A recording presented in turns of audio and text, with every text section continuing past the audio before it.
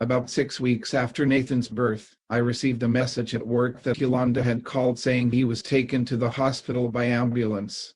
This was at a time before cell phones, so I had no idea how long they had been there or why. On my way there, I prayed like never before. By the time I arrived, a priest had been called, he had been baptized, and he was in stable condition. We found out that he had esophageal reflux, which caused him to vomit the milk he was drinking.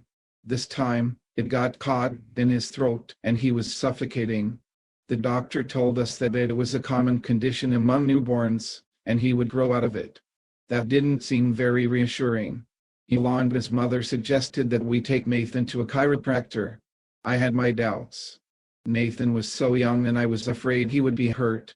The thought of having to worry about losing him, though, convinced us it was worth a try.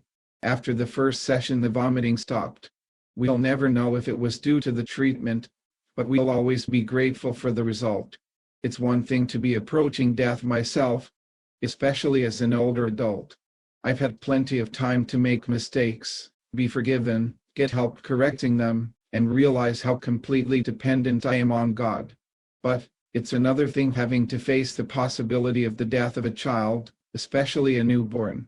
We knew that God would have welcomed him with loving arms into heaven, but how could we have wanted that? Gratefully, we didn't have to experience that, but we have several family members and close friends who have had to.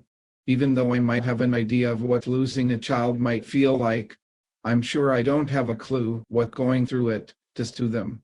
It seems there's a voice in them that will never be felt, no matter how strong their faith. I dedicate this reflection to all of you who have lost a child and reassure you that because they are God's child too, He'll never leave you without comfort for your loss.